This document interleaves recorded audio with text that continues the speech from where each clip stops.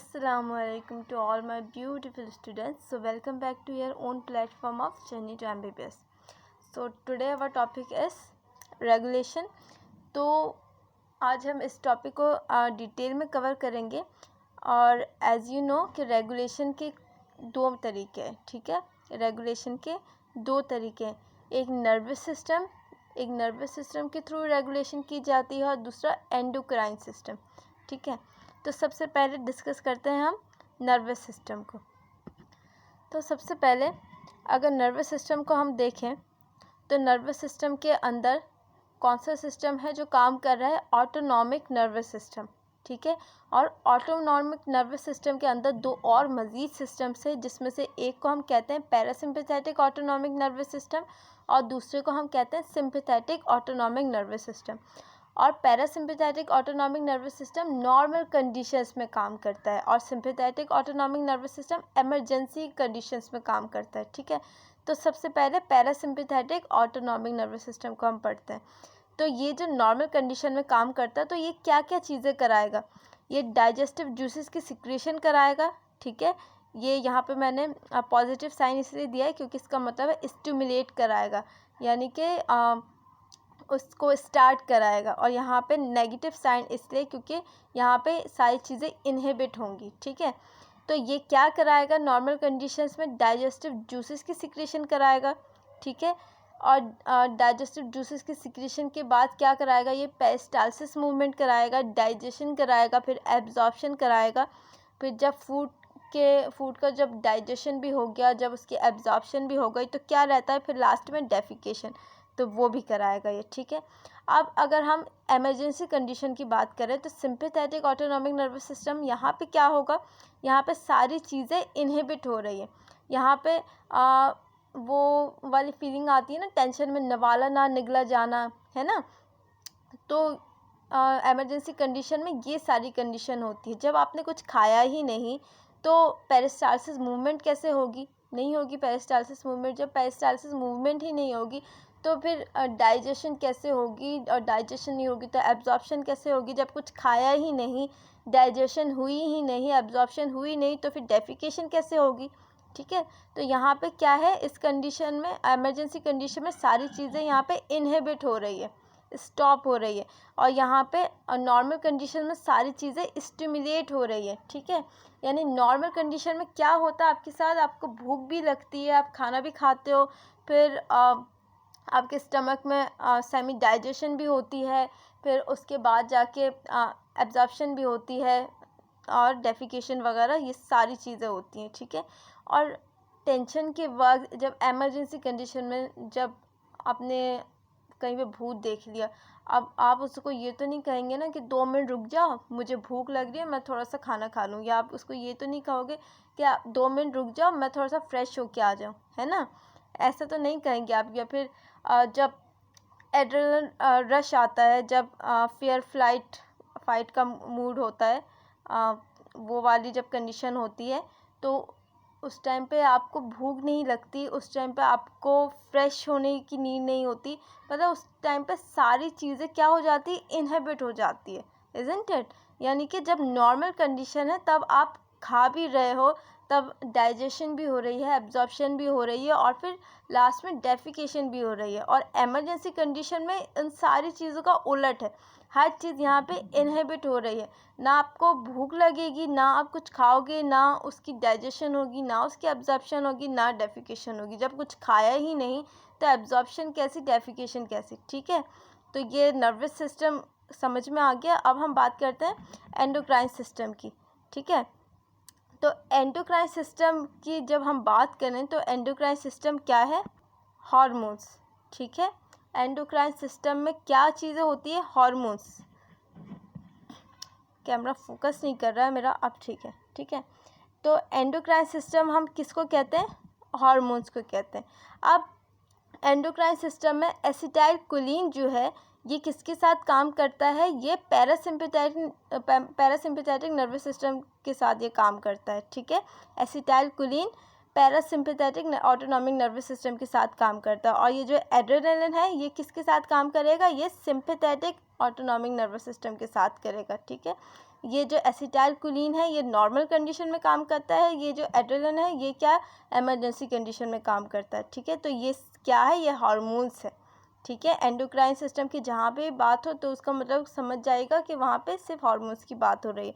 अच्छा, इसके अलावा कुछ लोकल हार्मोन्स भी होते हैं, इसके अलावा कुछ लोकल हार्मोन्स भी होते हैं जिसकी मैं अभी आपको ये पूरी स्टोरी सुनाने जा रही हूँ। ठीक है, तो इन हार्मोन्स की बात करते हैं जिनको हमने लोकल हार्मोन्स का नाम दिया है, जो कि आपके इंटेस्टाइन के आसपास ही होते हैं, वहीं से इनकी सिक्रेशन होती है और वहीं पे ही ये अपना काम करते हैं। ठीक है, तो सबसे पहले मैंने यहाँ पे एक डायग्राम बनाई है जहाँ पे ये मैंने स्टमक बनाया है, ये ड्यूडेनम का सी शेप कर्व है, ये हमारी पेनक्रियास है और ये लिवर है। ठीक है, यहाँ पे ये नहीं लिखना था, ये गलत हो गया बस। ठीक है, अब जैसे ही हमने फूड खाया, ठीक है, जैसे हमने फूड खाया, ये क्या है, ये हमारे इसोफेगस है, इसोफेगस से फूड आया हमारे स्टमक में। अब हम फूड खा ही रहे हैं, खाना हम खा रहे हैं। ठीक है, अब फूड आते आते कहाँ जमा होना शुरू होगा, फूड सबसे पहले कहाँ आएगा, इसोफेगस से जैसे ही स्टमक में आया यहाँ आके जमा होना शुरू हो जाएगा ना, यहाँ से जमा होते होते अब फूड आप खा ही रहे हैं, तो ये आपका जो स्टमक है फुल हो गया है। ठीक है, आपका स्टमक जो है वो फुल हो गया है। अब जैसे ही आपके स्टमक की जो ये वॉल है, इसको ये फील होगा कि अच्छा खासा हमने फूड खा लिया है, स्टमक फुल हो गया है, तो ये जो स्टमक की वॉल है ना, ये जो पाइलोरिक रीजन है स्टमक का, इस रीजन को हम क्या कहते हैं, इस रीजन को हम पाइलोरिक रीजन कहते हैं, इसको हम बॉडी कहते हैं, इस रीजन को हम फंडस कहते हैं, जो यूजुअली खाली होती है क्योंकि यहाँ पे गैस्ट्रिक जूसेस और चीफ सेल्स वगैरह होते हैं। ठीक है, तो ये जो हमारा ये जो रीजन है पाइलोरिक रीजन, यहाँ पे फूड आया, हमने खाना खाना शुरू किया, फूड यहाँ पे आते आते रीजन जो है भर गया। अब पाइलोरिक रीजन की जो वॉल है, इस वॉल से मैसेज जाएगा कहाँ, यहाँ फंडस पे, जो स्टमक का ये वाला पार्ट है जहाँ पे चीफ सेल्स होते हैं, गैस्ट्रिक जूसेस होते हैं, यहाँ पे इस वाले पार्ट पे फंडस पे मैसेज जाएगा। कहाँ से, पाइलोरिक रीजन से फंडस पे मैसेज जाएगा। किसके थ्रू जाएगा, हार्मोन्स के थ्रू जाएगा, क्योंकि आपको पता है कि ये आपस में बातें तो करते नहीं, हमारी तरह चीची पैपे तो नहीं करते हमारी तरह, है ना। तो ये किस तरह से ये कौन सी लैंग्वेज समझते हैं, तो आपको ये अच्छी तरह पता है कि हमारी बॉडी के अंदर जिस लैंग्वेज में बात की जाती है वो कौन सी लैंग्वेज है, हार्मोन्स की लैंग्वेज। हार्मोन्स के थ्रू केमिकल मैसेंजर्स होते हैं, इनके थ्रू बातचीत की जाती है, इनके थ्रू मैसेजेस पहुंचाए जाते हैं। ठीक है, तो हार्मोन्स के थ्रू यहाँ से मैसेज पहुंचाया जाएगा फंडस को, और वो उसको हम क्या कहेंगे, गैस्ट्रिन कहेंगे, उस हार्मोन को कहेंगे हम गैस्ट्रिन, जो यहाँ से मैसेज लेके जा रहा है फंडस की तरफ। अब मैसेज क्या जाएगा, मैसेज जाएगा कि अपने चीफ सेल्स को रिलीज़ करो, गैस्ट्रिक जूसेस को रिलीज़ करो और पेरिस्टालसिस मूवमेंट को स्टार्ट करो, नीडिंग शुरू करो। ठीक है, या आपको पता है कि पेरिस्टालसिस मूवमेंट होती है स्टमक के अंदर, जैसे कि हम आटे को गूंदते हैं उस तरह की मूवमेंट होती है, ताकि जो कुछ भी हमने फूड खाया है उसको एब्जॉर्ब और उसकी डाइजेशन की जा सके। ठीक है, अब जैसे हमारा स्टमक फुल हो जाता है, हमारे इस पाइलोरिक रीजन से मैसेज जाएगा गैस्ट्रिन के थ्रू हमारे फंडस वाले पार्ट पे, स्टमक के फंडस वाले पार्ट पे, कि गैस्ट्रिक जूसेस को रिलीज़ करो, क्योंकि गैस्ट्रिक जूस जब रिलीज़ होंगे तभी तो डाइजेशन होगी, है ना। गैस्ट्रिक जूसेस को रिलीज़ करो, चीफ सेल्स को रिलीज़ करो और पेरिस्टालसिस मूवमेंट को स्टार्ट करो। ठीक है, अब पेरिस्टालसिस मूवमेंट स्टार्ट हुई, अब स्टमक ने क्या किया, फूड को आगे की तरफ भेजा, फूड को क्या किया, आगे की तरफ भेजा। आगे किस तरफ भेजा, स्मॉल इंटेस्टाइन की तरफ भेजा, ड्यूडेनम की तरफ भेजा। अब यहाँ से ये जो पाइलोरिक रीजन है, यहाँ पे आपको पता है एक पाइलोरिक स्फिंक्टर होता है ना। इस पाइलोरिक स्फिंक्टर को जब क्रॉस करके फूड यहाँ आया, स्मॉल इंटेस्टाइन में आया, इस ड्यूडेनम के अंदर आया, तो अब सबसे पहले जैसे फूड यहाँ आया पाइलोरिक रीजन से स्मॉल इंटेस्टाइन के अंदर, स्मॉल इंटेस्टाइन की वॉल से अगेन एक और मैसेज जाएगा स्टमक को, और वो मैसेज जाएगा किस हार्मोन के थ्रू, इंटेरोगैस्ट्रोन के थ्रू। किस हार्मोन के थ्रू जाएगा, इंटेरोगैस्ट्रोन के थ्रू। और मैसेज में क्या कहा जा रहा है, मैसेज में कहा जा रहा है अब तुम रुक जाओ, अपनी पेरिस्टालसिस मूवमेंट को स्टॉप कर दो, पहले मुझे ये फूड अच्छी तरह से डाइजेस्ट करने दो और तुम इस अपनी पेरिस्टालसिस मूवमेंट को अभी स्टॉप कर दो, ठीक है। और आपको ये बात मैंने पहले भी बताई थी कि स्टमक के अंदर जितना फूड होता है, स्टमक सारा फूड एकदम से स्मॉल इंटेस्टाइन में नहीं भेज देता, थोड़ा थोड़ा करके भेज देता है फॉर बेटर डाइजेशन, ठीक है, ताकि उसकी अच्छी तरह से डाइजेशन हो सके। सब एक साथ ही अगर भेज देगा तो उसमें डाइजेशन उसकी अच्छी तरह से नहीं हो पाएगी, ठीक है। तो यहाँ से स्मॉल इंटेस्टाइन की वॉल से स्टमक को एक और मैसेज जाता है इंटेरोगैस्ट्रोन के थ्रू के पेरिस्टालसिस मूवमेंट को अब स्टॉप कर दो, पहले मुझे डाइजेशन कर लेने दो जो फूड तुमने मेरे पास भेजा है, ठीक है। अब सबसे पहले जैसे स्मॉल इंटेस्टाइन में ये फूड आया, पहला काम क्या है, पहला काम क्या होना है, इस फूड को न्यूट्रलाइज करना है, क्योंकि आपको पता है कि स्टमक के अंदर जो पीएच होता है वो 1 से लेकर 3 होता है, वेरी हाईली एसिडिक, ठीक है।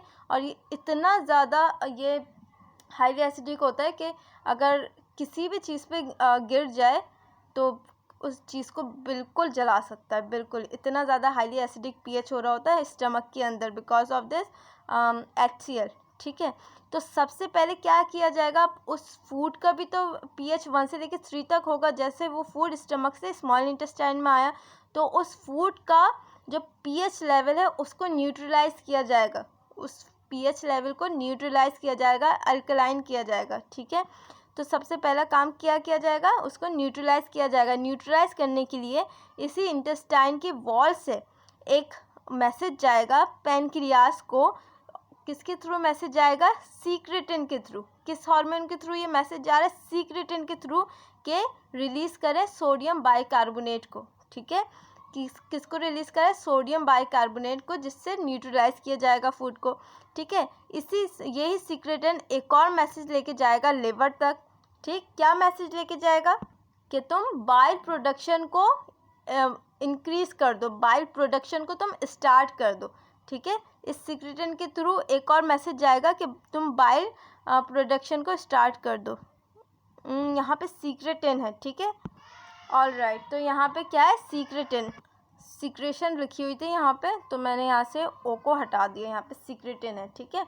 सीक्रेटिन इस हार्मोन के थ्रू पैनक्रियास को मैसेज जाएगा कि सोडियम बाइकार्बोनेट को रिलीज़ करो ताकि फूड को न्यूट्रलाइज किया जाए, और इसी सीक्रेटिन हार्मोन के थ्रू लिवर को मैसेज जाएगा कि बाइल प्रोडक्शन को स्टार्ट कर दो, ठीक है।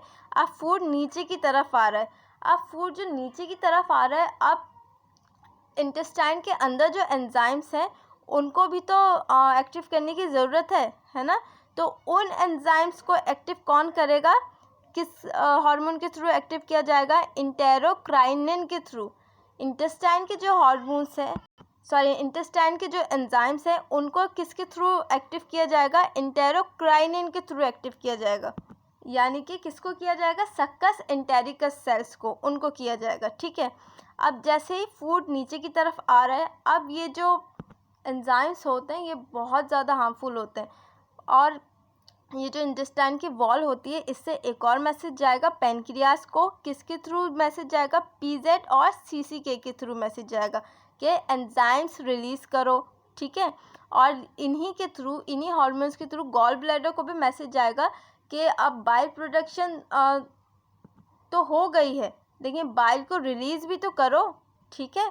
तो ये पीजेड और ये सीसीके क्या है, पीजेड का मतलब है पैनक्रियोजाइमन और सीसीके का मतलब क्या है, कॉलिसिस्टोजाइमन, ठीक है। तो इनके थ्रू क्या मैसेज जाएगा, पैनक्रियास को मैसेज जाएगा कि एंजाइम्स को रिलीज़ करो, और गॉल ब्लैडर को मैसेज जाएगा कि बाइल को रिलीज़ करो, ठीक है। जो बाइल प्रोडक्शन स्टार्ट करने को कहा था सीक्रेटिन के थ्रू, उस बाइल को रिलीज़ भी तो करो, ठीक है। अब आपको पता है कि ये जो एंजाइम्स होते हैं ये आपके इंटेस्टाइन की वॉल को भी जला सकते हैं, ये आपकी इंटेस्टाइन की वॉल को भी डैमेज कर सकते हैं। अब उससे बचाने के लिए क्या करना है, उससे बचाने के लिए आपको पता है कि वॉल के साथ साथ एक म्यूकस की लेयर होती है, जिसकी वजह से वो म्यूकस की लेयर जो है प्रोटेक्शन प्रोवाइड कर रही होती है वॉल को, ठीक है। अब उस म्यूकस के लिए कौन सा हार्मोन आएगा, डिओक्राइनिन, ठीक है। क्राइनिन का मतलब क्या होता है, सिक्रेशन। क्राइनिन वर्ड कहीं पे भी आए, क्राइनिन का मतलब क्या होता है, सिक्रेशन। यानी कि म्यूकस की सिक्रेशन करवाने के लिए जो हार्मोन आएगा वो क्या है, डिओक्राइनिन। वो किसकी सिक्रेशन कराएगा, म्यूकस की। और वो म्यूकस भी कैसा म्यूकस, थिक म्यूकस की सिक्रेशन कराएगा। और आपको पता है कि थिक म्यूकस कहाँ पे होता है, सिर्फ और सिर्फ ब्रूनर्स ग्लैंड। ठीक है, अब आगे चलते हैं। जैसे जैसे फूड और नीचे की तरफ आया, अब जैसे कि ये क्या है, दिस फिंगर्स शो विलाई। ठीक है, ये समझ लें, ये मेरी जो उंगलियां है ये विलाई को रिप्रेजेंट कर रही है। ठीक है, अब विलाई इस तरह के होते हैं। अब डाइजेशन हो रही है, बहुत सारे यहाँ पे न्यूट्रिएंट्स है। ठीक है, अब बहुत सारे न्यूट्रिएंट्स के पार्टिकल्स हैं, एब्जॉर्प्शन वगैरह के दौरान बहुत सारे पार्टिकल्स होते हैं ना। अब इन फिंगर्स के बीच में जब पार्टिकल्स आके स्ट्रक हो जाएंगे, ठीक है, तो वो पार्टिकल्स किस तरह से निकलेंगे। अगर मेरी फिंगर्स इसी तरह से रही तो मेरी फिंगर्स के बीच में अगर कोई पार्टिकल फंसा हुआ है इस तरह अगर मेरी फिंगर्स के बीच में कोई पार्टिकल फंसा हुआ है तो उसको किस तरह से निकाला जाएगा। उसके लिए ज़रूरी है कि मेरी फिंगर्स यूँ मूव करती रहे, है ना, ताकि यू पार्टिकल्स आराम से निकल जाए, है ना। It is important this villi should keep on moving like this. ठीक है, ताकि वो आराम से वो पार्टिकल्स निकल जाए। ठीक है, तो इसकी मूवमेंट कराने के लिए, विलाई की मूवमेंट कराने के लिए यहाँ पे एक और हार्मोन आएगा, विलिकाइनेन। ठीक है, वो क्या कराएगा, विलाई की मूवमेंट कराएगा, विलिकाइनेन। ठीक है, तो ये सारे जो लोकल हार्मोन्स हैं ये कहाँ पे, इंटेस्टाइन के आसपास ही ये होते हैं और वहीं पे ये काम करते हैं अपना। और इससे रिलेटेड मैंने एक चार्ट भी बनाया है ये इस तरह से, ताकि इसमें सारी चीज़ें आपको क्लियर हो सके। आप चाहे तो इसका स्क्रीनशॉट ले सकते हैं, इसको अपने पास राइट कर सकते हैं। ठीक है, यहाँ पे इन सारे हार्मोन्स का लिखा हुआ है। गैस्ट्रिन क्या काम करता है, कहाँ से आता है, किसको स्टिमुलेट करता है, टारगेट ऑर्गन उसका कौन सा, फंक्शन उसका क्या है। तो ये सारी वही चीज़ें जो मैंने अभी आपको एक्सप्लेन की है। ठीक है, चाहे तो आप ये अपने पास नोट कर सकते हैं। उम्मीद है आपको आज का लेक्चर अच्छा लगा होगा, समझ में आया होगा। अगर आपका अच्छा लगा तो उसको लाइक करें, शेयर करें, चैनल को सब्सक्राइब करें। अल्लाह हाफ़िज़।